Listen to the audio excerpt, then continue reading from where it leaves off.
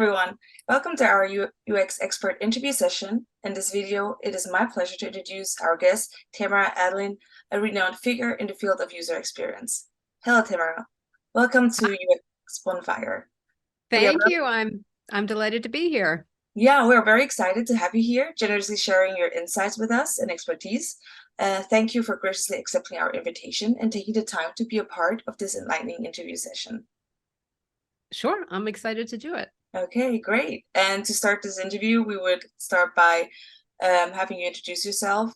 Who are you, and how do you describe what you do in the world of UX for Web3? Okay, I'm Tamara Adlin, and I have been in the world of user experience since before it was called user experience. I started in around 1994 and got my master's degree at University of Washington, and then worked at some startups, worked at Amazon. I co-authored a couple of books on personas called The Persona Life Cycle and The Essential Persona Life Cycle. Okay. Since 2005, I've been consulting to early stage startups to help them get more user focused and get super clear on who they're designing their products for, what those people want and need, and how to create a product that makes sense to them and delights them. And since 2017, I've been working a lot in the field of Web3 and blockchain because a friend, a colleague that I've had since I was at Amazon in 2002, founded a venture capital firm in the space and dragged me into it. And so now I'm trying to help Web3 companies and blockchain platforms, things like that, make things that make more sense to regular people. Oh, yeah. Right, because it's very technical, everything. Mm-hmm. So how did you end up actually choosing this degree and heading this direction?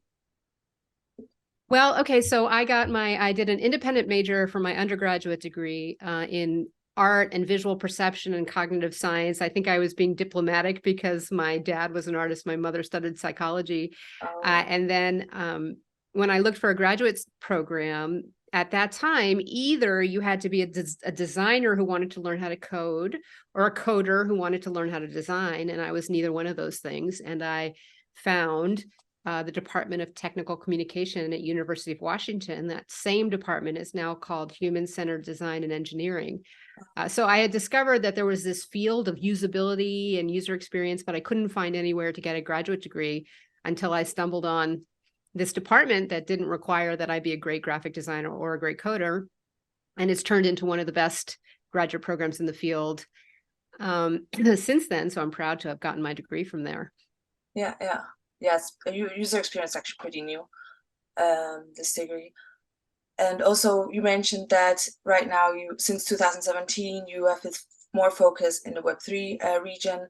So how do you help out these kind of companies? And like, for example, what kind of tools, skills did help you the most and why? Well, it's been very, very painful since 2017. It's only been, honestly, it's right now as we record this, it's July of 2023. And I've been doing this work off and on in Web3 since 2017. And it's only in about January of this year and the beginning of 2023 that I think that Web3 is really, really ready for it. So the hype was so hot for so long that nobody had to create a greater user experience because they could just say the word blockchain and people would throw money at them.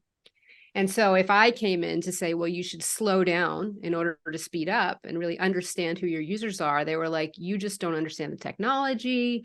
You're slowing us down. You're frustrating us. And it was a big shock because I hadn't heard people say that to me since 1999 or 2000 and sort of the beginning of Web 2. Yeah. So one of my tools was I had to wait till they were ready.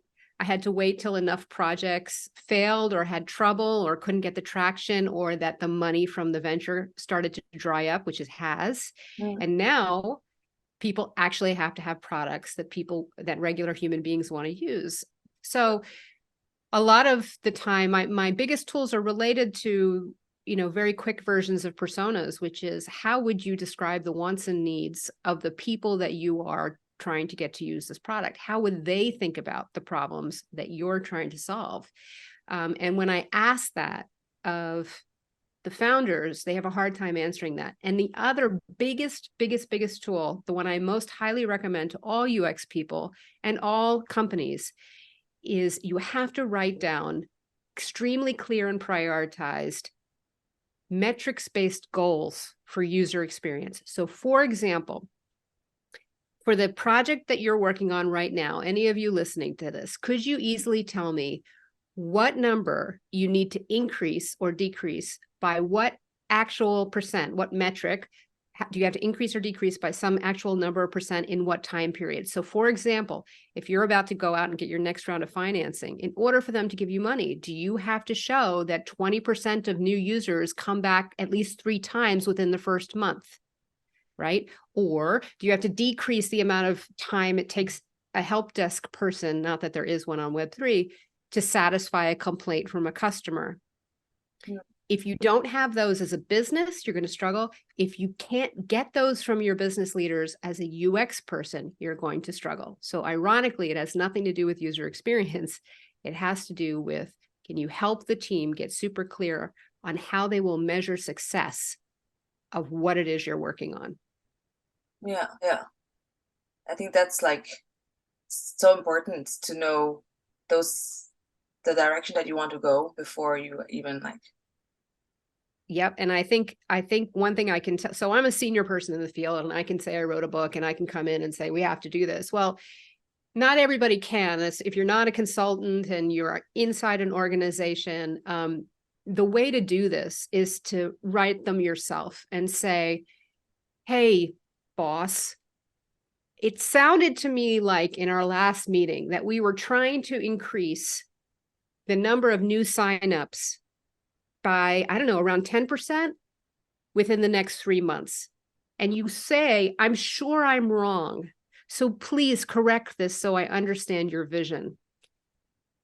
You're never going to get them right. And the dirty little secret is they don't actually know what the answer is. But by giving them and saying, I know I'm wrong, but I would like to know this specificity, you are actually helping the executive team get the clarity that they need. So that's the way I recommend doing that, very carefully, saying, this is what I think I've heard, and doing it in that format, increase or decrease some measurable thing related to user experience by some actual amount, 10%, within some time period. Oh, this is great. Great advice. Thank you so much. Yeah. What are like your most favorite projects that you worked on? Well, they're just, honestly, they're starting to happen now. I mean, there are some projects that I've worked on for a really long time, like Scent.co, which is doing, slow but steady, this slow burn that now is picking up in the world of NFTs. We've had NFTs come and go and the hype and everything, and now everybody's like, ugh, NFTs. But NFTs still are going to make a difference, and they're going to make sense for some people in the creator community. So watching and working with Scent.co this whole time has been really fascinating for me, and I've really loved that and the leadership of that company. And then now I'm starting to work with people who say things like, oh, we know we have to get better at user experience. And those are people who have had some kind of disaster, like, oh, they couldn't get more funding, or their first project in Web3 failed. It's not that I want people to fail. I mean, I kind of do, but they only know that they're ready for user experience once they've tried without user experience. User experience takes time. Time is something no Web3 company thinks they have, right?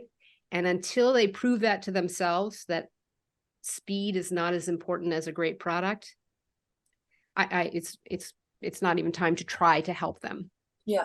So my favorite projects are really like some of the old ones that like kept going through the hype, and some of the interim ones, just a few, and then the ones I'm having now are really hungry for the kind of knowledge that we bring to the field. Oh, very interesting. Thank you so much. Yeah. So regarding the advice that you would give to Web3 startups teams, would that be time?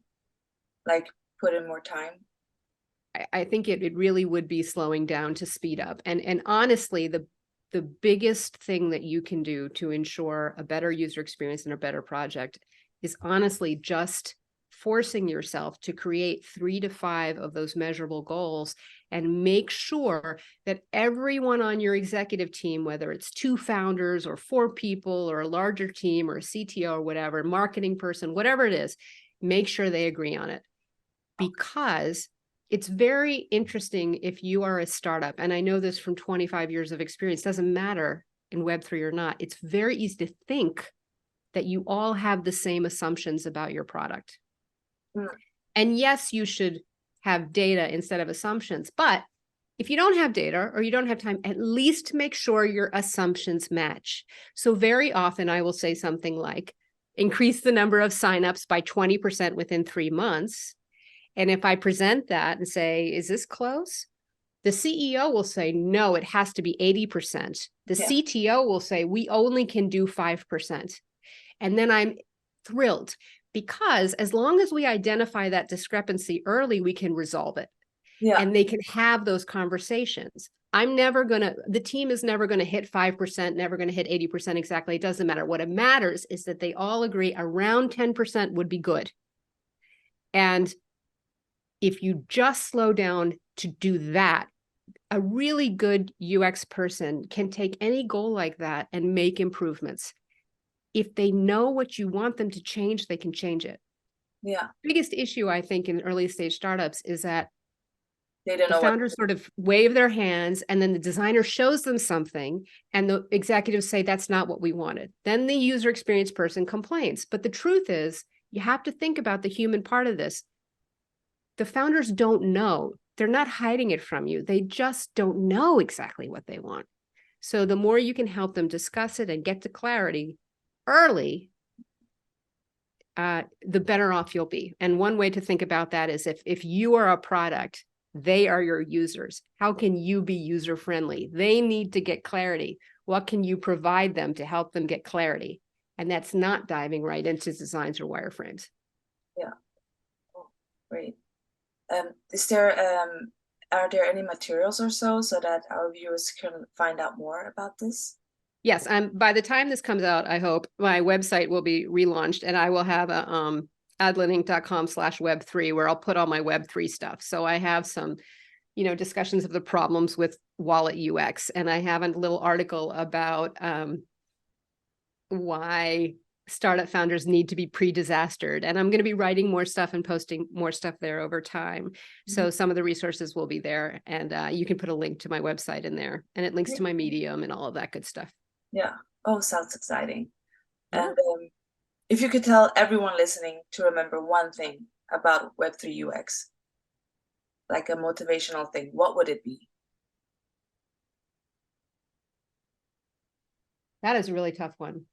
I mean, what I would like to say is slow down to speed up, but I don't even think it's that. I mean, if you can do that, great.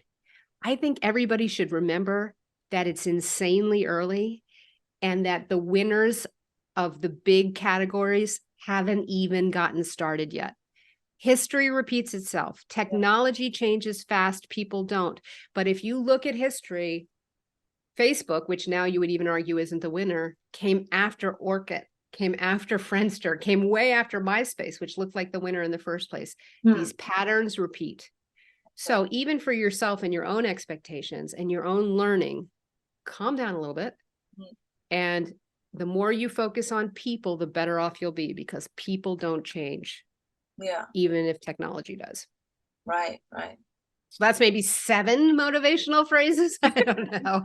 That's what I could give you, though. Very useful. Hey, thank you so much, Tamara, for today's session. I think our viewers have gained a lot of valuable insights from you. And okay, everybody out there, and that's the real motivational statement. Be brave and be willing to look like the dumbest person in the room and say, I'm sure I'm wrong, but these are our goals. There are lots of ways that you can help get to the clarity that you need to do your best work. Another one. Many motivational. Another one, yeah. I think I need to list them down on our website. Sure. Yeah, because no pressure, but yeah. Okay. Well, great. Thank you so much for today's session. My pleasure. And hopefully talk to you soon again. Yes, I'm around.